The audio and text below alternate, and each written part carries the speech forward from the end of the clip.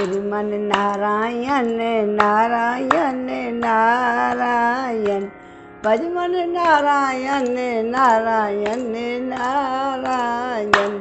गोविंद मेरो है गोपाल मेरो है, कृपा के बिहारी नंद लाल मेरो है। बांके बिहारी जय हो तुम्हारी, जय हो तुम्हारी लाला जय हो तुम्हारी। नारायण की महिमा अपरंपार है, ये सब आपने पिछले अध्याय में सुना।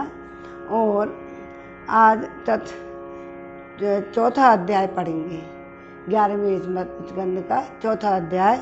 इसमें भगवान के अवतारों का वर्णन, अवतारों का वर्णन हम पहले भी कर चुके हैं, अब कुछ संक्षेप में वर्णन करेंगे। राजा निमि ने पूछा, योगीश्वरों, भगवान स्वतंत्रता से अपने भक्तों की भक्ति के वश में होकर अनेकों प्रकार के अवतार ग्रहण करते हैं और अनेकों लीलाएं करते हैं। आप लोग कृपा करके भगवान की उन लीलाओं का वर्णन कीजिए जो वे अब तक कर चुके हैं और कर रहे हैं और या करेंगे भी। अब 7 में योगेश्वर, 9 योगेश्वर हैं। अब 7 में योगेश्वर हुमिल जी ने कहा, हे राजन, भगवान अनंत हैं, उनके अनंत गुण भी अनंत हैं, और जो यह सोचता है कि मैं उनके गुणों को गिन दूंगा वो आदमी मूर्ख है, बालक है। यह तो संभव है कि कोई किसी प्रकार के पृथ्वी के धूल के कणों को खिंडे, परंतु समस्त शक्तियों के आश्रय भगवान के अनंत गुणों का कोई भी किसी प्रकार पार नहीं पा सकता। भगवान ने ही पृथ्वी, जल और अग्नि, वायु, आकाश, इन 5 भूतों की अपने आप से और अपने आप में सृष्टि की है। जब वे इनके द्वारा विराट शरीर ब्रह्मांड का निर्माण करके उसमें लीला से अपने ही अंश और अंतर्यामी रूप प्रवेश करते हैं। समझ में आया? दोबारा करूं। भगवान ने ही पृथ्वी, जल और अग्नि, वायु और आकाश, इन 5 भूतों की अपने आप से और अपने आप में सृष्टि की है। जब वे इनके द्वारा विराट शरीर ब्रह्मांड का निर्माण करके उसमें लीला से अपने अंश और अंतर्यामी रूप से प्रवेश करते हैं, मतलब भोक्ता रूप से नहीं, मतलब अंतर्यामी रूप से, भोक्ता रूप से नहीं, क्योंकि भोक्ता तो अपने पुण्यों के फलस्वरूप जीव हो ही जाता है। तब इन आदिदेव नारायण को पुरुष नाम से कहते हैं। यही के उनका पहला अवतार है। उन्हीं के इस विराट ब्रह्मांड शरीर में तीनों लोक स्थित हैं। उन्हीं की इंद्रियों से समस्त देहधारियों की ज्ञानेंद्रियां, कर्मेंद्रियां बनी हैं। किनके? उन्हीं की इंद्रियों से समस्त देहधारी, जो मनुष्य जो शरीर धारण करते हैं, उनके ज्ञानेंद्रियां और कर्मेंद्रियां बनी हैं। उनके स्वरूप से ही स्वतः ही सिद्ध ज्ञान का संचार होता है। उनके श्वास प्रश्वास से सब शरीरों में बल आता है तथा इंद्रियों में ओज और इंद्रियों की जांच, इंद्रियों की शक्ति और कर्म करने की शक्ति प्राप्त होती है। जो इंद्रियों की शक्ति है उसका मतलब कर्म करने की शक्ति। उन्हीं के तत्व आदि गुणों से संसार की स्थिति, उत्पत्ति, प्रलय होते हैं। इस प्रकार इस विराट शरीर के जो शरीरी हैं वे ही आदि कर्ता कौन है? नारायण है। नारायण, श्रीमन नारायण नारायण नारायण, भजमन नारायण नारायण नारायण। जहाँ नारायण की उपस्थिति होगी वहाँ लक्ष्मी का वास जरूर होगा। तुम भगवान नारायण का भजन करोगे तो लक्ष्मी जी अपने आप ही उनके पीछे पीछे आ जाएंगी। खाली तुम लक्ष्मी प्राप्ति के लिए लक्ष्मी लक्ष्मी का करोगे, लक्ष्मी जी धोखा दे देंगी। बिना नारायण के लक्ष्मी जी नहीं आएंगी। उनके बारे में एक कथा सुनाएंगे बाद में, कहानी। उनके श्वास प्रश्वास से शरीरों में बल आता है, इंद्रियों में ओज आता है, इंद्रियों की शक्ति, कर्म करने की शक्ति प्राप्त होती है। उन्हीं के सत्य आदि गुणों से संसार की स्थिति, उत्पत्ति, प्रलय होते हैं। इस विराट शरीर के जो शरीर हैं वे ही आदिकर्ता नारायण हैं। पहल जगत की उत्पत्ति के लिए उनके रजोगुण के अंश से ब्रह्मा पैदा हुए। फिर वे आदि पुरुष ही संसार की स्थिति के लिए अपने सत्वांश से धर्म और ब्राह्मणों की रक्षक यज्ञपति विष्णु पैदा हुए। कैसे बन गए? विष्णु बन गए। फिर वे ही तमोगुण के अंश से जगत के संहार के लिए वो रुद्र बने, वो शिव जी। इस प्रकार निरंतर उन्हीं से परिवर्तनशील प्रजा की उत्पत्ति, स्थिति और संहार होते रहते हैं। दक्ष प्रजापति की एक कन्या का नाम था मूर्ति। वह धर्म की पत्नी थी। कौन थी?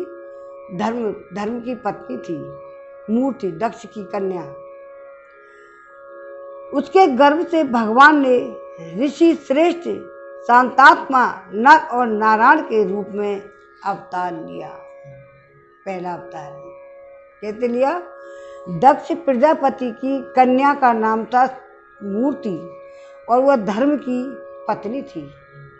उसके गर्भ से भगवान ने ऋषि श्रेष्ठ शांतात्मा नर और नारायण के रूप में अवतार लिया। उन्होंने आत्मत तत्व का साक्षात्कार कराने वाले उस भगवत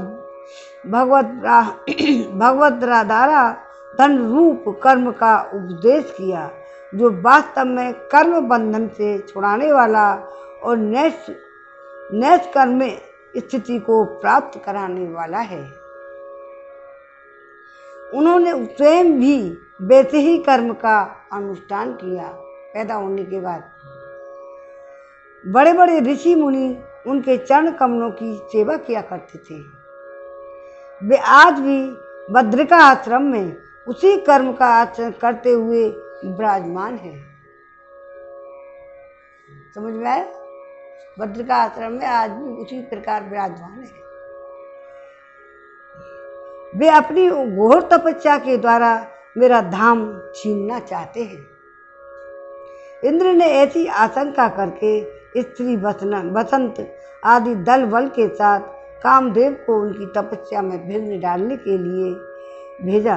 कामदेव को भगवान की महिमा का ज्ञान नहीं था, इसलिए वह अप्सरागण वसंत और मंद सुगंध वायु के साथ बद्रिका आश्रम में जाकर स्त्रियों के कटाक्ष बाणों से उन्हें घायल करने की चेष्टा करने लगा। आदिदेव या नर नारायण ने यह जानकर कि यह इंद्र का कुचक्र है, भय से कांपते हुए काम आदिकोण से हंसकर कहा। उस समय उनके मन में किसी प्रकार का अभिमान और आश्चर्य नहीं था भगवान के। कामदेव मलय मारुत देवांगनाओं और तुम लोग डरो मत, हमारा आतिथ्य स्वीकार करो, अब यहीं ठहरो, हमारा आश्रम सूना मत करो। राजन, जब नर और नारायण ऋषि ने उन्हें अभयदान देते हुए इस प्रकार कहा, तब कामदेव आदि के सिर लज्जा से झुक गए और उन्होंने तो आसन देने के लिए, रहने के लिए बोला। उन्होंने दयालु भगवान या नर नारायण से कहा, हे प्रभु, आपके लिए यह कोई आश्चर्य की बात नहीं है, क्योंकि आप माया से परे निर्विकार हैं। बड़े बड़े आत्मा राम और धीर पुरुष निरंतर आपके चरण कमलों में प्रणाम करते रहते हैं।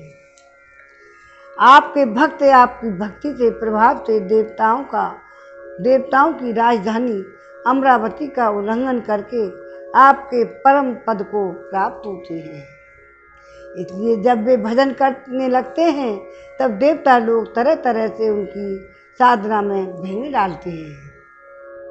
किंतु जो लोग केवल अकर्मण्यता में लगे हुए हैं, रहकर यज्ञादि द्वारा देवताओं का बलि के रूप में उनका भाग देते रहते हैं, उन लोगों के मार्ग में वे किसी प्रकार का विघ्न नहीं डालते। परंतु प्रभु, आपके भक्तजन उनके द्वारा उपस्थिति की हुई विघ्न बाधाओं को गिनते नहीं हैं, बल्कि आपकी कर कमलों की छत्र छाया में रहते हुए वे विघ्नों के सिर पर पैर रखकर आगे बढ़ जाते हैं, अपने लक्ष्य से च्युत नहीं होते।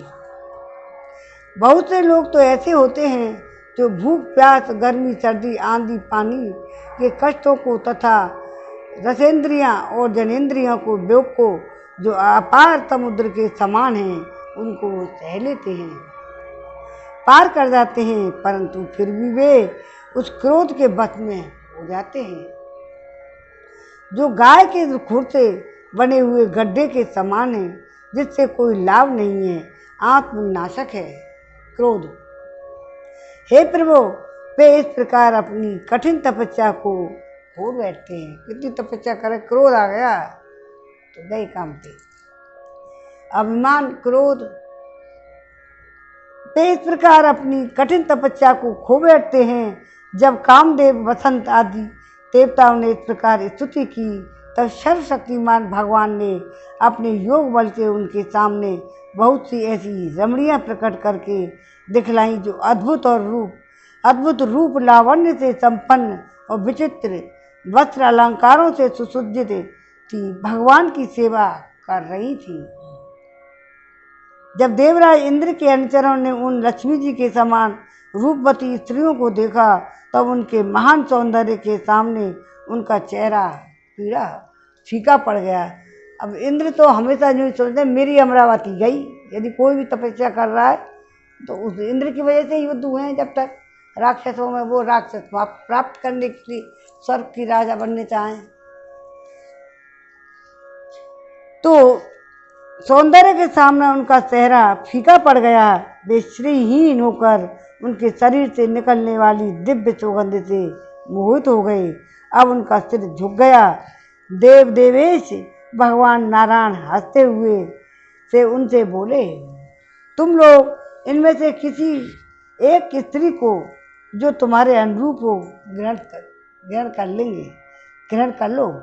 बहुत दिखाई उनको, वह तुम्हारे स्वर्ग लोक की शोभा बढ़ाने वाली होंगी।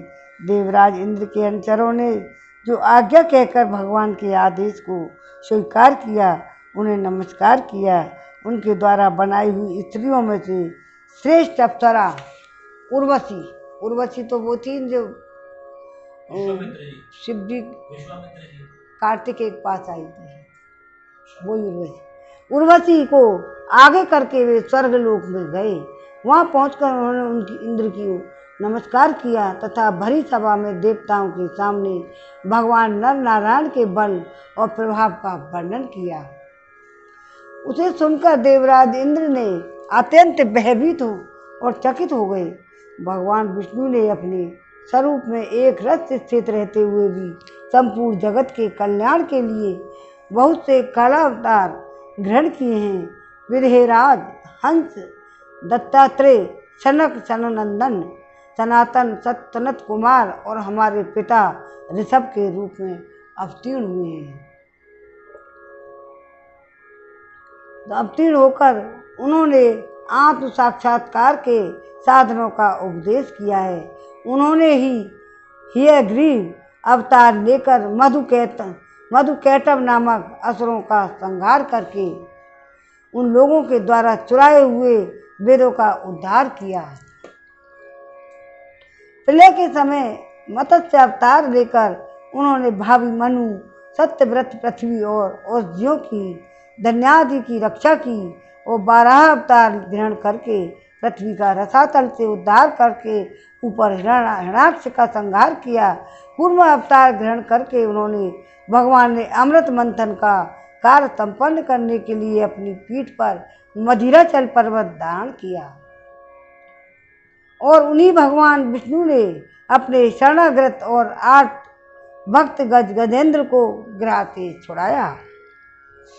एक बार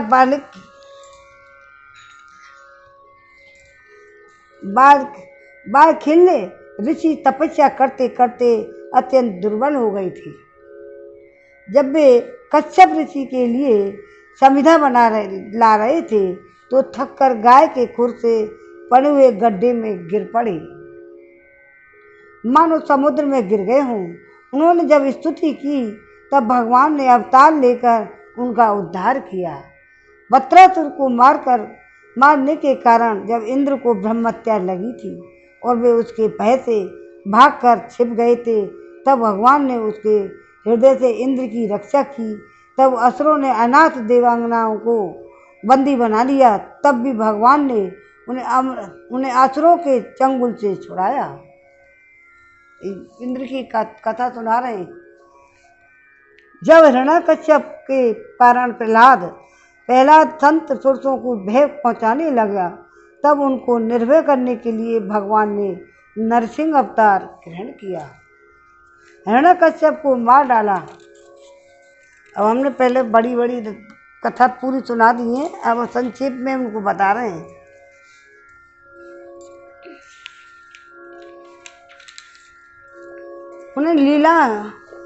उन्होंने देवताओं की रक्षा के लिए देवासुर संग्राम में दैत्यादियों का वध किया। विभिन्न मनवंतरों को अपनी शक्ति से अनेकों कला अवतार धारण करके त्रिभुवन की रक्षा की। फिर वामन अवतार ग्रहण करके उन्होंने यातना के बहाने इस पृथ्वी के दैत्यराज बलि से छीन लिया। अदिति नंदन देवताओं को दिया परशुराम अवतार ग्रहण करके उन्होंने पृथ्वी का 21 बार क्षत्रियहीन किया। परशुराम जी तो वंश का प्रलय करने के लिए मानो भृगुवंश में अग्नि रूप से अवतीर्ण हुए थे। उन्हीं भगवान ने रामा अवतार में समुद्र पर पुल बांधा और रावण और उसकी राजधानी लंका को मटियामेट कर दिया। उनकी कीर्ति समस्त लोगों के मन को नष्ट करने वाली है। ये सब नारायण की ही महिमा है। सीतापति भगवान राम सदा सर्वदा सर्वत्र विजयी हैं। राजन अजन्मा होने पर भी पृथ्वी का भार उतारने के लिए वे भगवान यदुवंश में जन्म लेंगे और ऐसे ऐसे कर्म करेंगे जिन्हें बड़े बड़े देवता भी नहीं कर सकते। फिर आगे चलकर भगवान ही बुद्ध के रूप में प्रकट होंगे तो यज्ञ के अनाधिकारियों को यज्ञ करते देखकर अनेक प्रकार के तर्कों से मोहित कर लेंगे। कलयुग में अंत में कलिक अवतार लेकर ही वे शूद्र राजाओं का वध करेंगे। ये शूद्र ज़्यादा पैदा हो गए, ज़्यादा उद्यम दे रहे हैं, तब ये कलिक भगवान पैदा होंगे। अब जब ज़्यादा कल हो जाएगा नहीं आतंक, तो महाबाहु विदेहराज भगवान की कीर्ति अनंत है। महात्माओं ने जगतपति भगवान के ऐसे ऐसे अनेकों जन्म और कर्मों का प्रचुरता से भी गान किया है। श्रीमन नारायण नारायण नारायण भजमन नारायण नारायण नारायण। अब ये इस अध्याय में चौथे में यही विराम हो गया है। अब 5वां अध्याय चले, छोटा है इसलिए दूसरा पढ़ेंगे। 5वां अध्याय 11वें स्कंद का। इसमें है भक्तिहीन पुरुष की गति और भगवान की पूजा विधि का वर्णन, कैसे पूजा करनी चाहिए, उनकी विधि, और जो भक्तिहीन होते हैं उन पुरुषों की गति क्या होती है। राजा निभि ने पूछा, योगेश्वरों, आप लोग तो श्रेष्ठ आत्मज्ञानी और भगवान के परम भक्त हैं। कृपा करके यह बताइए कि जिनकी कामनाएं शांत नहीं हुई हैं, अभी संसार में लिप्त रहने की रह गई हैं, और वो भगवान संसार में कुछ करना भी चाहते हैं, जीना भी चाहते हैं और ज़्यादा दिन रहना भी नहीं चाहते, उनकी गति कैसे होगी। कामनाएं शांत नहीं हुई हैं, लौकिक पारलौकिक भोगों की लालसा अभी मिटी नहीं है, और मन एवं इंद्रियां भी अभी बस में नहीं है, तथा जो प्राय भगवान का भजन भी नहीं करते, ऐसे लोगों की फिर क्या गति होती है। पहले तो इसको बताओ। अब 8वें योगीश्वर चमक जी ने कहा, राजन, विराट पुरुष के मुख से सत्य प्रधान ब्राह्मण है, भुजाओं से सत्य रज प्रधान क्षत्रिय है। भुजाओं में क्षत्रिय रहते हैं, मुख में भगवान के ब्राह्मण हैं, मुख से पैदा हुए हैं, और जांघों से रजतम प्रधान वैश्य और चरणों से ततः प्रधान शूद्र की उत्पत्ति हुई है। दोबारा बताऊं। अब 8वें योगेश्वर चमक जी ने कहा, हे राजन, विराट पुरुष के मुख से, विराट जो पुरुष जहाँ से सब उत्पत्ति हुई है, विराट पुरुष के मुख से सत्य प्रधान ब्राह्मण, भुजाओं से सत्य रज प्रधान ये है क्षत्रिय, और जांघों से रजतम प्रधान वैश्य हुए हैं, और चरणों से तम प्रधान शूद्र की उत्पत्ति 4 भागों में बढ़ गया है। उत्पत्ति उन्हीं की जांघों से गृहस्थाश्रम, हृदय से ब्रह्माश्रम। क्या है? उन्हीं की जांघों से क्या मिला है? गृहस्थाश्रम हुआ है। फिर हृदय से क्या हुआ है? ब्रह्मचर्य। हृदय में ठान लेते वहाँ ब्रह्मचर्य है। और बक्षस्थल से वानप्रस्थ, और मस्तक से संन्यास। आदमी जब माता पहुँच जाता है ना, जब उनको संन्यास हो जाता है। ये 4 आश्रम प्रकट हुए हैं। इन चारों वर्णों और आश्रमों के जन्मदाता स्वयं भगवान विष्णु नारायण ही हैं। श्रीमन नारायण नारायण नारायण, अरे भजमन नारायण नारायण नारायण। भगवान ही हैं, वही उनकी स्वामी नियंता और आत्मा भी। क्या है? नियंता और आत्मा भी हैं। इसलिए इन वर्ण और आश्रम में रहने वाला जो मनुष्य भगवान का भजन नहीं करता है, बल्कि उल्टा उनका अनादर करता है, उपेक्षा करता है, वह अपने स्थान, वर्ण और आश्रम, मनुष्य योनि से भी च्युत हो जाता है। कि जाति कोई भी हो, ब्राह्मण हो, क्षत्रिय हो, वैश्य हो और शूद्र हो, लेकिन जाति कोई हो, भगवान जिसके मन में है तो वो तो सब कुछ कर सकता है। लेकिन जो भगवान का अनादर करता है, चाहे वो ब्राह्मण ही क्यों ना हो, तो वो ब्राह्मण कहने योग्य नहीं है। वह अपने अपने स्थान और वर्ण और आश्रय और मनुष्य योनि से भी च्युत हो जाता है। तो क्या होता है उसका? मनुष्य योनि से, जो भगवान ने मनुष्य योनि दी, उसी से कर सकता है, भजन भी कर सकता है। अच्छे बुरे कर्म मनुष्य ही करते हैं, कुत्ता बिल्ली के लिए नहीं लिखा हुआ है ये। वह स्थान, वर्ण, आश्रम और मनुष्य योनि से ही च्युत हो जाता है, उसका अधः पतन हो जाता है। बहुत सी स्त्रियां और शूद्र अपनी आदि भगवान की कथा और उनके नाम कीर्तन आदि से कुछ दूर पड़ गए हैं। वे आप जैसे भगवत भक्तों की दया के पात्र हैं। आप लोग उन्हें कथा कीर्तन की सुविधा देकर उनका उद्धार करें। जो नहीं करते उनके मन में ऐसी बात पैदा करें, भक्ति, जिससे वो भगवान में लीन हो, जिससे उद्धार हो जाए उनकी मनुष्य योनि का। ब्राह्मण, क्षत्रिय और वैश्य जन्म से वेदाध्ययन से तथा यज्ञोपवीत आदि संस्कारों से भगवान के चरणों के निकट तक पहुंच चुके हैं। फिर भी वे वेदों का असली तात्पर्य न समझकर अर्थवाद में लगकर मोहित हो जाते हैं। उन्हें कर्म का रहस्य मालूम नहीं है। मूर्ख होने पर भी वे अपने को पंडित मानते हैं और अभिमान में अकड़े रहते हैं, हमें सब कुछ जाने है।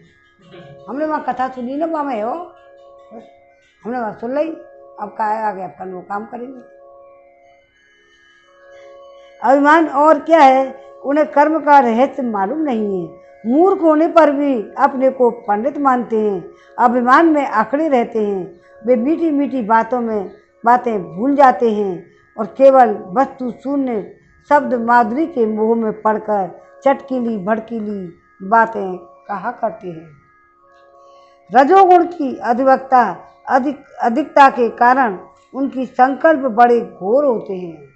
रजोगुण की वजह से कामनाओं की तो सीमा ही नहीं रहती। उनका क्रोध कभी शांत नहीं होता। क्रोध भी ऐसा होता है जैसे सांप का बनावट, और घमंड से उन्हें प्रेम होता है। घमंड से प्रेम करते हैं सांप की बनावट का क्रोध, तो घमंड से उन्हें प्रेम कर होता है। वे पापी लोग भगवान के प्यारे भक्तों की हंसी उड़ाया करते हैं। वे मूर्ख बड़े बूढ़ों की नहीं, स्त्रियों की उपासना करते हैं, उनकी सेवा करते हैं। यही नहीं, वे परस्पर इकट्ठे होकर उस घर गृहस्थी के संबंध में ही बड़े बड़े मंसूबे बांधते हैं, जहाँ का सबसे बड़ा सुख स्त्री सहवास में ही समझते हैं तक ही सीमित है। वे यदि कभी यज्ञ भी करते हैं तो अन्नदान नहीं करते, विधि का उल्लंघन करते हैं, दक्षिणा तक नहीं देते। अन्नदान महादान, तुम खाने को रोटी दोगे, किसी को भूखा आया है खाना खिलाओ, वो रोटी को बेचेगा नहीं, खा ही जाएगा। ये तो अन्नदान तो महादान बताया गया है।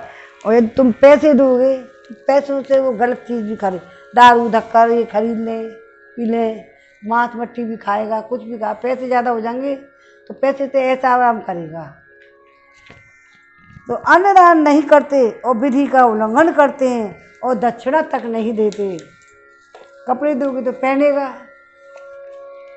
वे कर्म का रहस्य न जानने वाले मूर्ख केवल अपनी जीव को संतुष्टि करने और पेट की भूख मिटाने, शरीर की पुष्ट करने के लिए बेचारे पशुओं की हत्या करते हैं,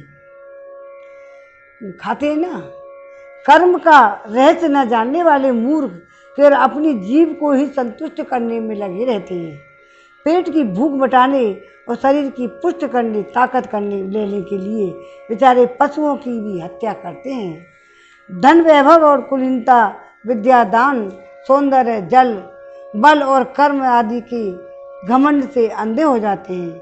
वे दुष्ट भगवत प्रेमी संतों और ईश्वर का भी अपमान करते रहते हैं। राजन, वेदों ने इस बात को बार बार दोहराया है।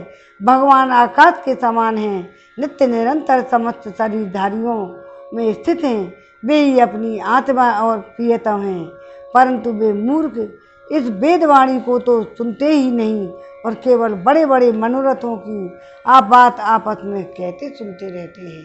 वे पापी लोग होते हैं। वेद विधि के रूप में ऐसे कर्मों के करने की आज्ञा देता है जिनमें मनुष्य की स्वाभाविक प्रवृत्ति नहीं होती।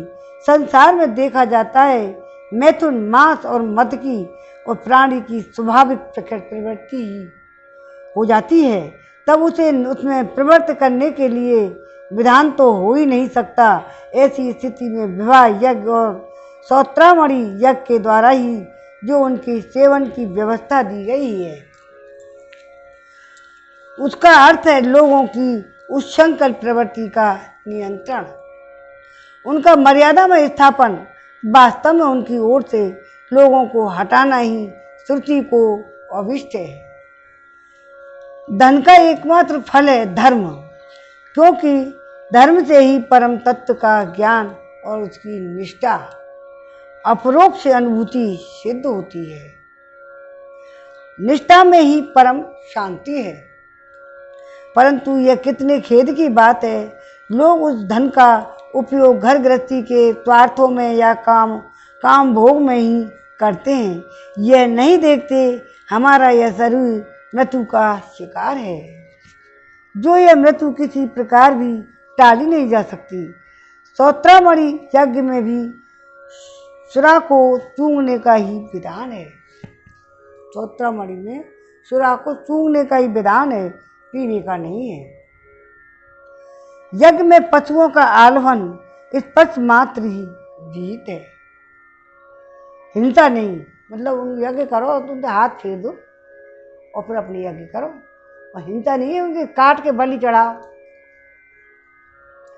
इसी प्रकार अपनी धर्म पत्नी के साथ मैथुन की आज्ञा भी विषय भोग के लिए नहीं, धार्मिक परंपरा की रक्षा के लिए, निमित्त संतान उत्पन्न करने के लिए ही दी गई है और दी गई है।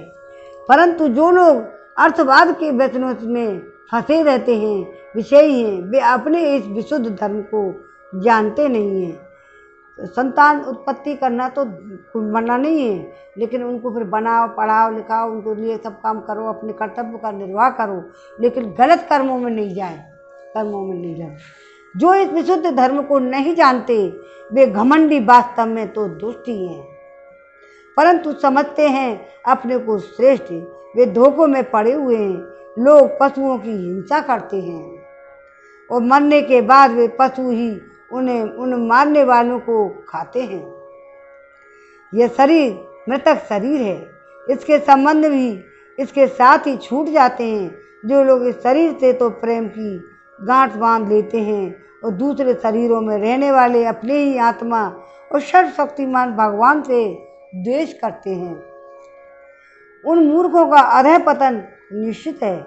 जिन लोगों ने आत्मज्ञान संपादन करके केवल मोक्ष नहीं प्राप्त किया है और जो पूरे मूड भी नहीं है, वे अधूरे ना इधर के हैं ना उधर के हैं। ये अर्थ धर्म काम इन तीनों पुरुषार्थों में फंसे रहते हैं। भगवान की लीला तो पूरी हो गई है, लेकिन ये आने वाली पीढ़ियों के लिए, जनता के लिए, मनुष्य के लिए ज्ञानवर्धक प्रसंग हैं। इनको सुनने में आनंद आएगा, सुनो और भक्ति में लगन लगेगी। वे अर्थ धर्म काम इन तीनों पुरुषार्थों में फंसे रहते हैं। एक क्षण के लिए भी उन्हें शांति नहीं मिलती। वे अपने हाथों अपने पैरों में कुल्हाड़ी मार रहे हैं। ऐसे ही लोगों को क्या कहते हैं? आत्मघाती। अपने ही शरीर की, अपने आप को खराब कर रहे हैं, स्वयं को। हाँ, अपना आत्महत्या के समान है। अज्ञान को ही ज्ञान मानने वाले आदि आत्मपदार्थघातियों को भी कभी शांति नहीं मिलती। इनके कर्मों की परंपरा कभी शांत नहीं होती और काल भगवान सदा सर्वदा उनके मनोरथों पर पानी फेरते रहते हैं। काल तो आता ही है, वो सब यहीं रह जाता है। अच्छा बुरा जो व्यवहार करते हैं वो ही रहता है यहाँ। इनके हृदय की जलन विषाद कभी मिटने वाली नहीं है। हे राजन, जो लोग अंतर्यामी भगवान श्री कृष्ण से विमुख हैं, वे अत्यंत ही परिश्रम करके गृह छेद, पुत्र, मित्र और धन संपत्ति इकट्ठी करते रहते हैं, परंतु उन्हें अंत में सब कुछ वहाँ छोड़ देना पड़ता है। न चाहने पर भी विवश होकर भी नरक में जाना पड़ता है। भगवान का भजन न करने वालों की विषयी पुरुषों की यही गति होती है। राजा निमि ने पूछा, हे योगेश्वरों, आप लोग कृपा करके यह बतलाइए कि भगवान किस समय किस रंग का कौन सा आकार स्वीकार करते हैं और मनुष्य किन नामों और विधियों से उनकी उपासना करते हैं। अब नवे योगेश्वर, अब लास्ट वाले रह गए। योगेश्वर कार बाजन जी ने कहा, हे राजन, 4 युग हैं, सत्य, त्रेता, द्वापर, कलि। इन युगों में भगवान के अनेकों रंग, नाम और आकृतियां होती हैं। विभिन्न विधियों से उनकी पूजा की जाती है। सतयुग में कैसे की जाती है, त्रेता में कैसे की जाती है, द्वापर में कैसे की, कलयुग में कैसे होगी। आप सुनो। सतयुग में भगवान की श्री विग्रह का रंग होता है श्वेत। कैसा होता है? श्वेत। उनके 4 भुजाएं, सिर पर जटा होती हैं तथा उनके बलकल का ही वस्त्र पहनते हैं। काले मृग का चर्म, यज्ञोपवीत रुद्राक्ष की माला, दंड और कमंडल धारण करते हैं। सतयुग के मनुष्य बड़े शांत और परस्पर बैर रहित, सबके हितैषी और सम्यदर्शी होते हैं। वे लोग इंद्रियों और मन को बस में रखकर ध्यान रूप में तपस्या के द्वारा सबके प्रकाशक परमात्मा की आराधना करते हैं। वे लोग हंस, सुवर्ण, वैकुंठ, धर्म, योगेश्वर, अमल, ईश्वर, पुरुष, अव्यक्त और परमात्मा आदि नामों के द्वारा भगवान के गुण, लीला आदि का गुणगान करते हैं। हे राजन, त्रेता युग में भगवान के श्री विग्रह का रंग होता है। त्रेता युग में कैसा? भगवान के विप्र विग्रह का रंग होता है लाल। 4 भुजाएं होती हैं। कटभाग में वे 3 मेखला धारण करते हैं। उनके केस कैसे होते हैं? सुनहरे। और वे वेद प्रतिपादित यज्ञ के रूप में रहकर सुख, श्रवा आदि यज्ञ पात्रों को धारण किया करते हैं यज्ञ के मुताबिक। तो वे वेद प्रतिपादित यज्ञ के रूप में रहकर, वेद प्रतिपादित यज्ञ जो यज्ञ करवाते हैं, यज्ञ में रहकर सुसुक, सुत्रुक और त्रुवा आदि यज्ञ पात्रों को धारण किया करते हैं। जो पात्र होते हैं, उस युग के मनुष्य अपने धर्म में बड़ी निष्ठा रखने वाले और वेदों के अध्यापन में मन में बड़े प्रवीण होते हैं। अध्ययन में वे लोग ऋग्वेद, यजुर्वेद, अथर्ववेद, सामवेद रूप वेद त्रयी के द्वारा सर्ववेद देव स्वरूप देवादिदेव भगवान श्री हरि की आराधना करते हैं। जब भी हरि की करते हैं। त्रेता युग में अधिकांश लोग विष्णु यज्ञ और कृष्ण गर्भ, सर्वदेव, उत्क्रम और वृषाकप, जयंत और उर्गाय आदि नामों से उनके गुण और लीला आदि का कीर्तन किया करते हैं। राजन, द्वापर युग में भगवान के श्री विग्रह का रंग होता है कैसा? सांवला। जब तो कामले सांवला होता है। वे क्या करते हैं? पीतांबर और पंख, पीतांबर तथा शंख, चक्र, गदा आदि अपने आयुध धारण करते हैं। वक्षस्थल स्थल पर श्री वत्स का चिन्ह, भृगलता, कौस्तुभ मणि आदि लक्षणों से वे पहचाने वाले होते हैं। राजन, जब समय जिज्ञासु मनुष्य महाराजाओं के चिन्ह, छत्र, चमर आदि से युक्त परम पुरुष भगवान की वैदिक और तांत्रिक विधि से आराधना करते हैं।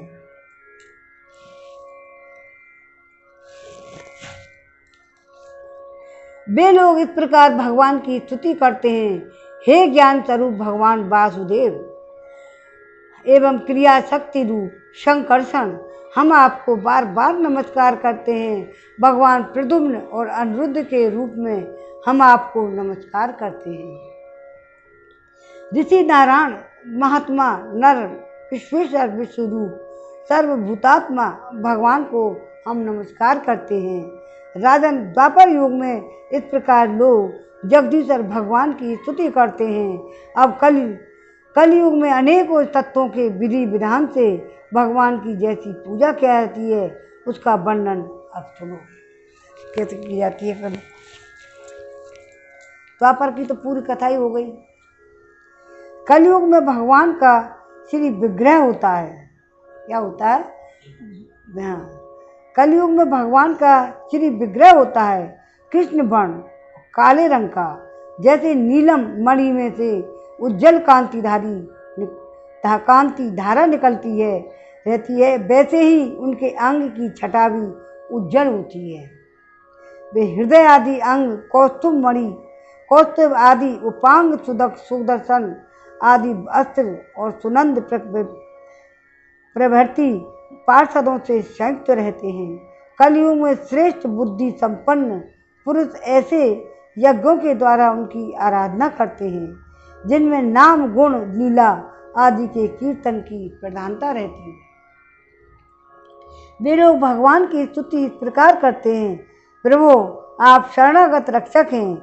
आपके चरण बिंद सदा सर्वदा ध्यान करने योग्य, माया मोह के कारण होने वाले सांसारिक पराजयों का अंत कर देने वाले तथा भक्तों के समस्त अभिष्ट वस्तुओं को दान करने वाले कामधेनु स्वरूप हैं। वे तीर्थों को भी तीर्थ बनाने वाले स्वयं परम तीर्थ स्वरूप हैं। शिव, ब्रह्मा आदि बड़े बड़े देवता उन्हें नमस्कार करते हैं। चाहे जो कोई उनकी चरण में आ जाए उसे वे स्वीकार कर लेते हैं। कलयुग में सेवकों की समस्त आरती विपत्ति के नाशक संसार सागर पार जाने के लिए एक जहाज है। महापुरुष में आपके उन्हीं चरण बिंदों की वंदना करता हूँ। भगवान आपके चरण कमलों की महिमा कौन कहे। रामावतार में अपने पिता दशरथ जी के वचनों से देवताओं के लिए वांछनीय और दुसत्य राज्य और लक्ष्मी को छोड़कर आपके चरण कमल वन वन घूमे फिरे। सचमुच आप धर्मनिष्ठता की सीमा है और महापुरुष अपनी प्रियसी सीता जी के चाहने पर जानबूझकर आपके चरण कमल माया मृग के पीछे दौड़ते रहे। सचमुच आपकी प्रेम की सीमा है। प्रभु, मैं आपके उन्हीं चरण बिंदों की वंदना करता हूँ। राजन, इस प्रकार विभिन्न युगों के लोग अपने अपने युग के अनुरूप नाम रूपों द्वारा विभिन्न प्रकार की भगवान की आराधना करते हैं। सारे अवतार तो हो चुके हैं, कोई किसी रूप में कोई किसी रूप में भगवान की पूजा करते हैं कलयुग में।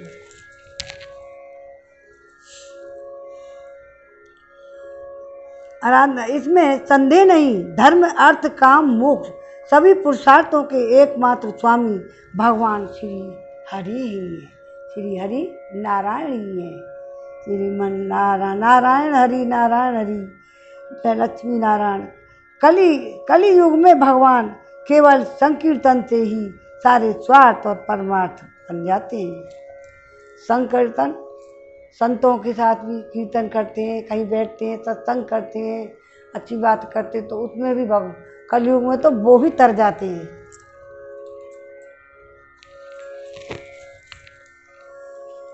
इसलिए युग का गुण जानने वाले सारग्रही श्रेष्ठ पुरुष कलयुग की बड़ी प्रशंसा करते हैं।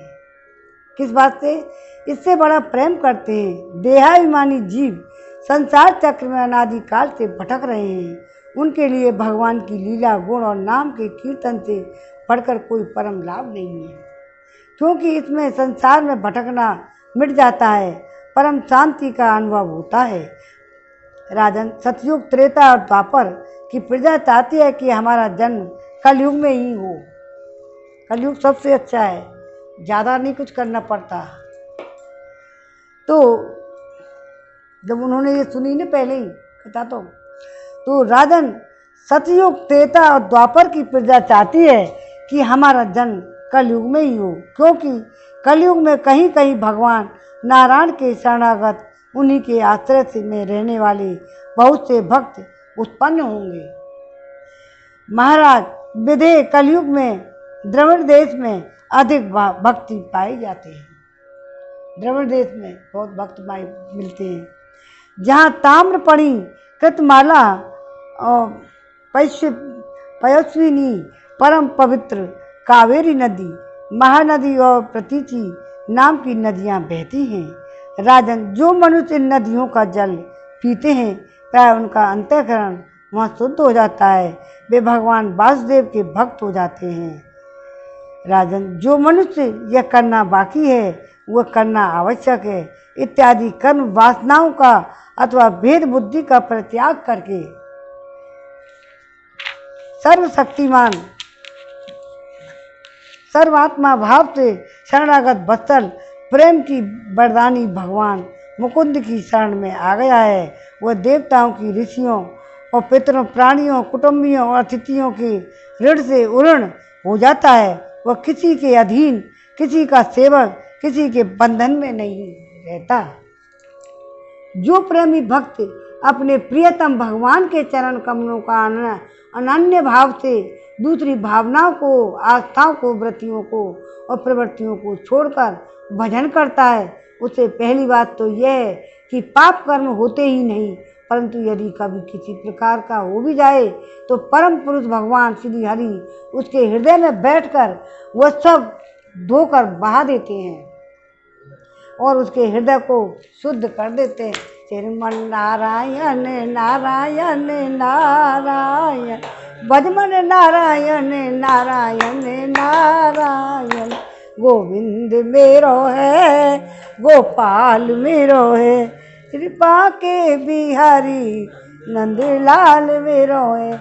आज के युग में अपना कर्म करते रहिए और भगवान को अपने हृदय में बैठा के अपने कोई दूसरे की दिल की आत्मा दुखी ना हो और अपने कर्म में कोई कमी ना रहे, जो तुम पर बन जाए वो करते रहो। नारद जी कहते हैं, वसुदेव जी मिथिला नरेश राजा निमि की, ये वसुदेव जी सुन रहे हैं इसको, नारद जी सुना रहे हैं।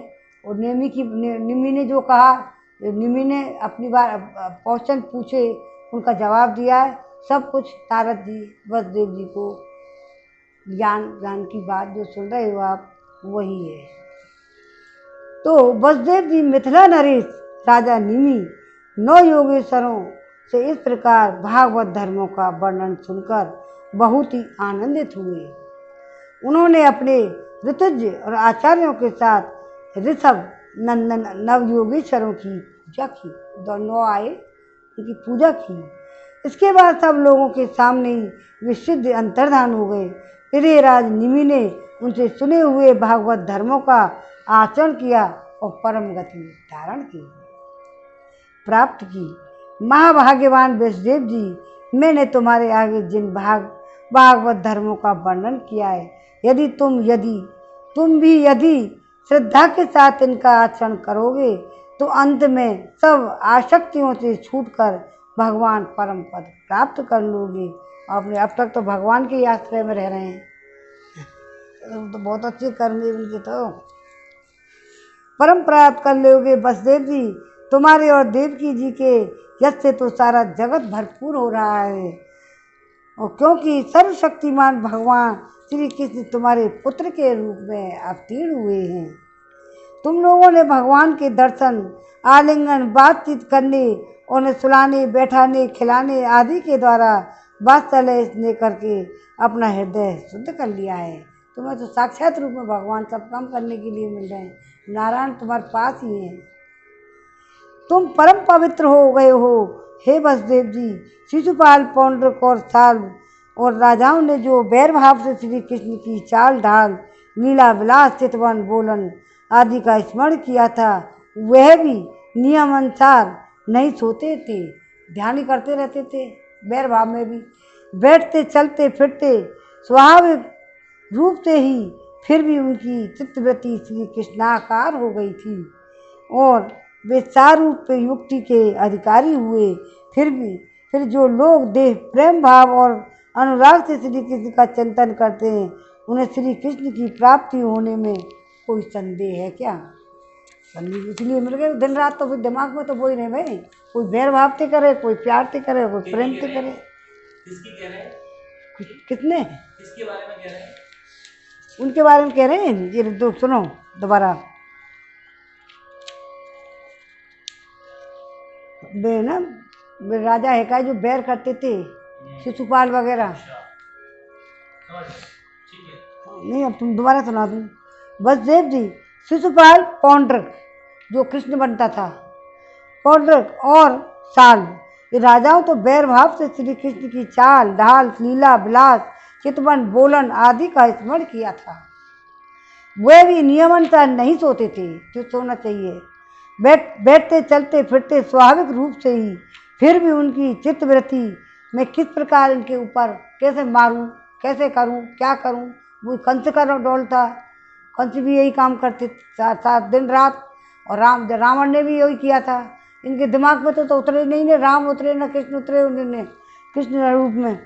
अब स्वाभाविक रूप से ही फिर भी उनकी चित्तवृत्ति श्री कृष्णाकार हो गई और वे सारूप्य मुक्ति के अधिकारी हो गए। फिर जो लोग प्रेम भाव और जो मतलब इतने बैर रखते हुए जो भगवान के अधिकारी हो, फिर जो भगवान में प्रेम करते हैं, और उनकी तो कहना ही क्या कि जो लोग प्रेम भाव और अनुराग से श्री कृष्ण का चिंतन करते हैं, उन्हें श्री कृष्ण की प्राप्ति होने में कोई संदेह नहीं है। वसुदेव जी, तुम श्री कृष्ण को केवल अपना पुत्र ही मत समझो, वे सर्वात्मा सर्वेश्वर कारणातीत और अविनाशी हैं। उन्होंने लीला के लिए मनुष्य स्वरूप प्रकट करके अपना ऐश्वर्य छिपा रखा है। ये पृथ्वी के भारभूत राजवेशधारी असुरों का नाश और संतों की रक्षा करने के लिए और जीवों का परम शांत और मुक्ति देने के लिए ही ये अवतीर्ण हुए हैं, और इसी के लिए जगत में उनकी कीर्ति भी गाई गई जाती है।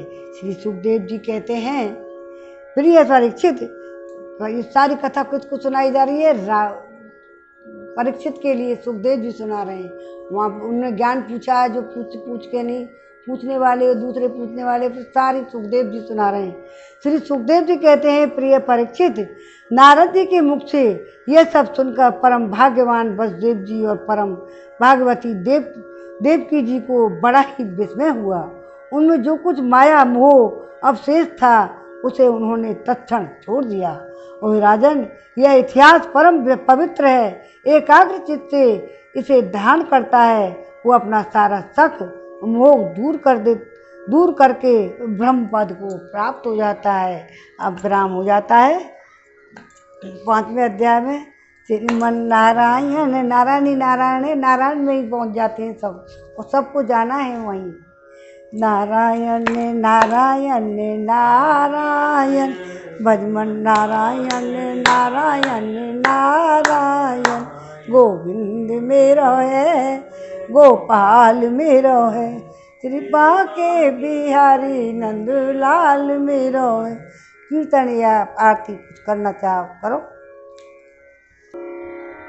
श्री बांके बिहारी तेरी आरती गाऊं, श्री बांके बिहारी तेरी आरती गाऊं, हे गिरधर तेरी आरती गाऊं, हे गिरधर तेरी आरती गाऊं, आरती गाऊं प्यारे तुमको रिझाऊं, आरती गाऊं प्यारे तुमको रिझाऊं, श्याम सुंदर तेरी आरती गाऊं, श्याम सुंदर तेरी आरती गाऊं, श्री बांके बिहारी तेरी आरती गाऊं, श्री बांके बिहारी तेरी आरती गाऊं,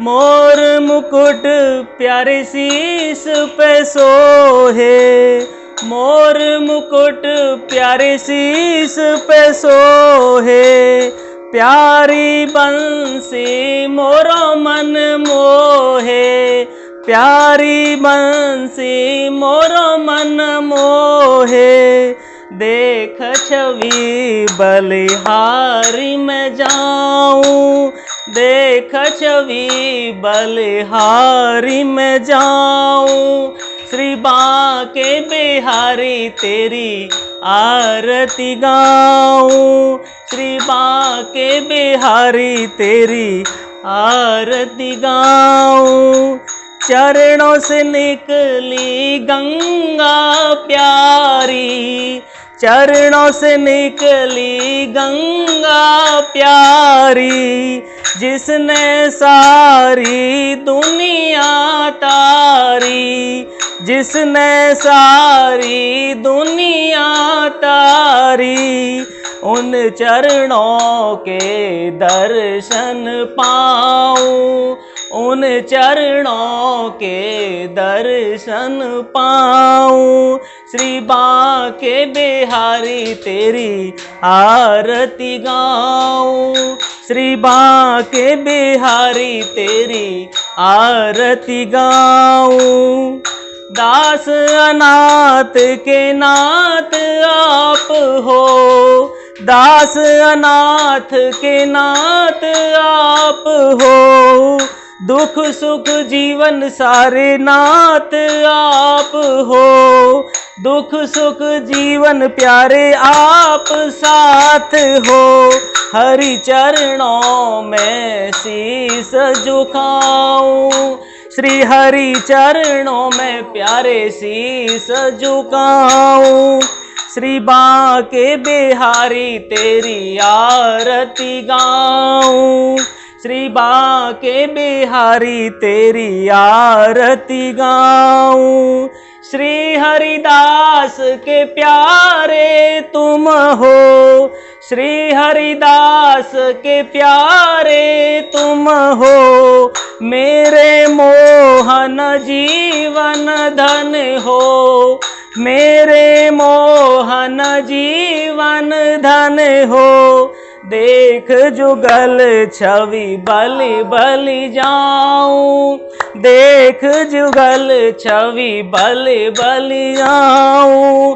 श्री बांके बिहारी तेरी आरती गाऊं, श्री बांके बिहारी तेरी आरती गाऊं। बांके बिहारी तेरी आरती गाऊं, हे गिरधर तेरी आरती गाऊं।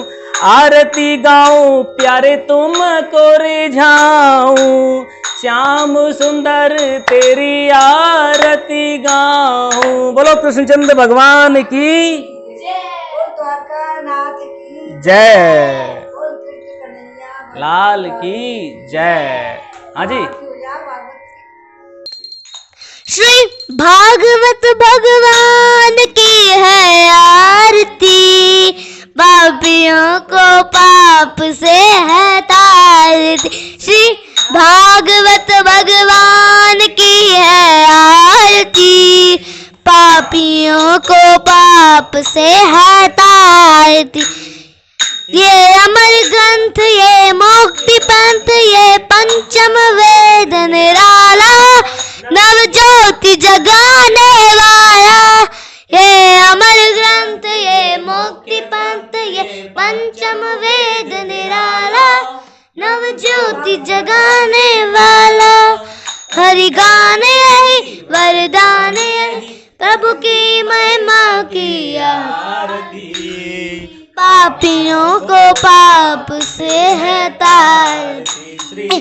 भागवत भगवान की है आरती, पापियों को पाप से है तारती। ये शांति गीत पावन पुनीत साकोप मिटाने वाला, हरिदरस दिखाने वाला। ये शांति गीत पावन पुनीत साकोप मिटाने वाला, हरिदरस दिखाने वाला। है सुख करनी है दुख हरनी, श्री मधुसूदन की आरती, पापियों को पाप से है तारती। श्री भागवत भगवान की है आरती, पापियों को पाप से है तारती। दुर्बोल जग फंद खोल सनम दिखाने वाला, बिगड़ी को बनाने वाला। ये मधुर बोल जग फंद खोल मार्ग दिखाने वाला, बिगड़ी को बनाने वाला। श्री राम यही घनश्याम यही प्रभु की महिमा की आरती, पापियों को पाप से है तारती। श्री भागवत भगवान की है आरती, पापियों को पाप से है तारती। ओम नमो भगवते वासुदेवाय नमः। आज के आनंद की जय। जय श्री राधे राधे श्याम। ओम नमो भगवते वासुदेवाय। विष्णु